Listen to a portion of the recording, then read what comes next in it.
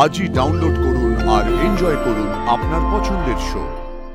আর আমাকে ফোন করে কোনো লাভ নেই, কারণ তুমি আমাকে আর কোনোদিন ফোন করে পাবে না। ময়ূক, তুমি আপনার কথা শুরু করে ফোনটা তুমি কেটো না।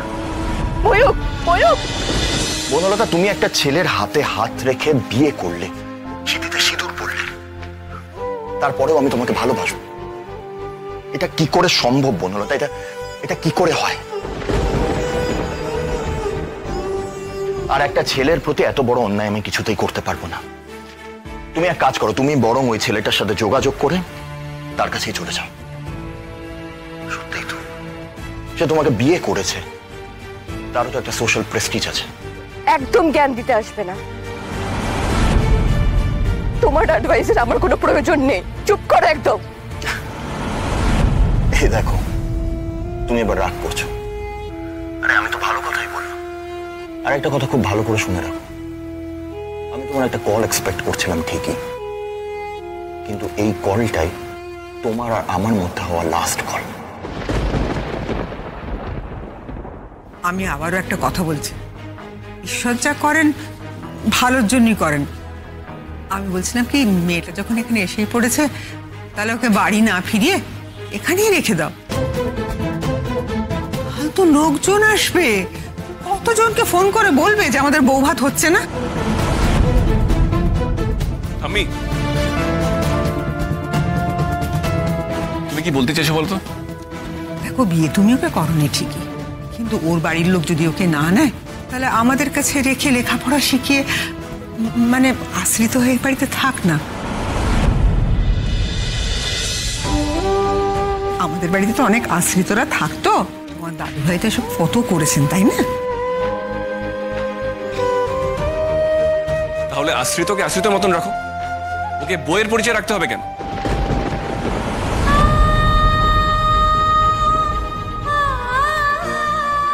লোকলজ্জার তো একটা ব্যাপার আছে, সমাজের তো একটা ব্যাপার আছে। কারো না কারোর সাথে ওর বিয়ে হয়েছে, একদিন বরকে খুঁজে পেলে ঠিক তার কাছে ফিরে যাবে। ততদিন না হয় আমাদের বাড়িতেই থাক। তাহলে তো সবাইকে সত্যিটা বলতে হবে। কাল তো কত লোকজন তোমার বউ ভাত খেতে আসবে, কতজনকে সত্যি কথাটা বলবি? কোথা থেকে কি হয় তার ঠিক নেই। এখন তো সবকিছু ক্যান্সেল করা যাবে না, তাই বলছিলাম। আর কি তোরা কি বলছিলেন মা? মানে আমি বলছিলাম খাওয়া দাওয়াটা খাইয়ে দাও না, একদিন তোর বউ ফেরত আসবে, তখন না হয় ওকে দিয়ে আসবে। আর তারা নেবে না বললে তো চলবে না, একসময় তো তাকে নিতেই হবে। তাদের ছেলের সঙ্গে বিয়ে হয়েছে, তাদের বাড়ির বউ, তারা নেবে না বললে চলবে? তাই বলছিলাম তোমরা আজ নয় বেরিয়ে পড়ো। সেটা হলে সব থেকে বেশি খুশি হই আমি। শোনো, ওখানে গিয়ে কোনো কথা বলতে পারবে? আমি যাব, আমি নিজে গিয়ে ওখানে কথা বলবো, যাতে কোনোভাবেই ওই বাড়িতে ফিরতে না পারে। উকিল নিয়ে যাবো। শোন না, উকিল টুকিলের প্রয়োজন পড়বে না। আরে এরা নিতান্ত গ্রাম্য মানুষ, এমনি মেয়েকে ফিরিয়ে দিলেই হবে। কিছু টাকা না হয় দিয়ে আসবে। টাকা দিলে সবাই বস। আমাদের ওখানে টাকা দিয়ে কিছু হয়নি।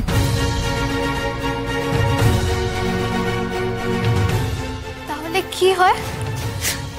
আমাকে সত্যি নেবে না, আমার মা বাবাকে এক ঘুরে ঘুরে যাবে। এই কি হয়েছে? ও বলছে ওখানে ওকে কেউ ফিরিয়ে নেবে না, সবাই নাকি ওর বাবা মাকে এক ঘরে করে দেবে। এক ঘরে করলে এক ঘরে হয়ে থাকবে, তাই কি আমাদের নাকি? আমি ও এক্স্যাক্টলি ধান্দাটা কি করছে বলো তো? ও কি বাড়ি যেতে চাইছে না? কি বাড়ি যেতে চাও না? বাড়ি যেতে কে না চায়,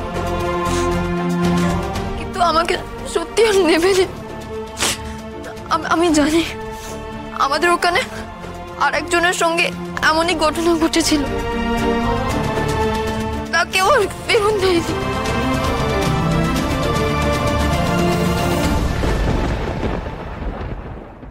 লাস্ট ফোন মানে?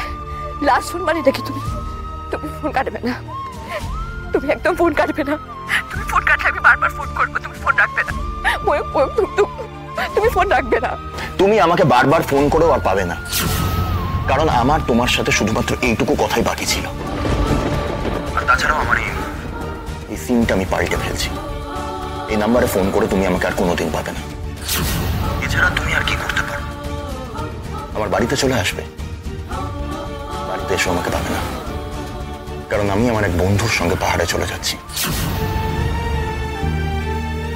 সেখানে ওর একটা হোটেল আছে, আর সেখানে আমি কাজ ঠিক করছি। ও আমাকে হোটেলটা দেখাশোনা করার দায়িত্ব দিয়েছে। তাহলে আমি যাই তোমার সাথে। ওখানে তুমি আমাকে নিয়ে যেতেই পারো, ওখানে আমরা সংসার করব। ওটা তার কলকাতা না, তুমি আমাকে নিয়ে চলো না ময়ূক। আমি তোমাকে খুব ভালোবাসি, তোমাকে প্রচন্ড ভালোবাসি ময়ূক। ভালোবাসা কথাটা এতবার ব্যবহার করলে সেই কথাটার আর কোনো দাম থাকে না। আর সত্যি কথা বলতে মনোরতা, তুমি আমার মন থেকে সরে গেছো। সরে গেছি? বাহ, ঠিক কখন সরে গেলাম ময়ূক? এই তো বিয়ের দিনই আমার কথা হলো তোমার সাথে। তুমি যদি বিয়ে না করে আমার কাছে আসতে তাহলে ব্যাপারটা একরকম ছিল, কিন্তু তুমি অন্য একটা ছেলেকে বিয়ে করার পর, তার বউ হওয়ার পর আমার কাছে আসতে চাইছো। আমি আমার জীবনে এত জটিলতা সামলাবো কি করে? তোমার সাথে থাকলে আমার পুরো লাইফটা ডিস্টার্ব হয়ে যাবে। আমি তোমার জন্য এত রিস্ক নিতে পারবো না। আমার জন্য তুমি রিস্ক নিতে পারবে না? তাহলে কার জন্য রিস্ক নেবে তুমি? আমি রিস্ক নিলে নিজের জন্য নেব, তোমার জন্য আমি কোনো রকম রিস্ক নিতে পারবো না বনলতা।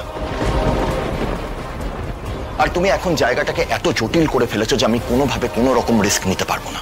এনিওয়ে, তুমি ভালো থেকো, আর তোমার সঙ্গে নিশ্চয়ই আমার কোনো না কোনো দিন দেখা হবে।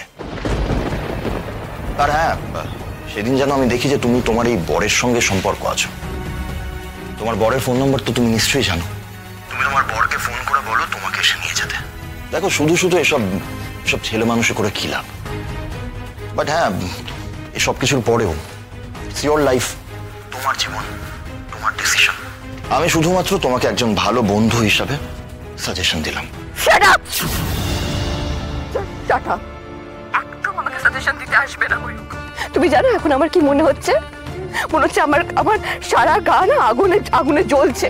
Stop humiliating me, don't insult me like this Mayuk. করো না, আমি আর পারছি না। তুমি জানো আমার উপর দিকে এরকম মেন্টাল টর্চার চলছে। আমি বিয়ের আগে থেকে লড়াই করছি, এত লড়াইয়ের পর, এত কষ্টের পর, কিন্তু আমি আমার পথ থেকে সরিনি।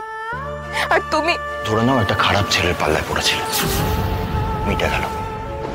আচ্ছা, ফোনটা রাখছি আমি। আর আমাকে ফোন করে কোনো লাভ নেই, কারণ তুমি আমাকে আর কোনোদিন ফোন করে পাবে না। ময়ূক, তুমি আপনার কথা শোনো। ফোনটা তুমি কেটো না। Mayuk, pick up the phone. ফোনটা রাখবে না কিন্তু তুমি।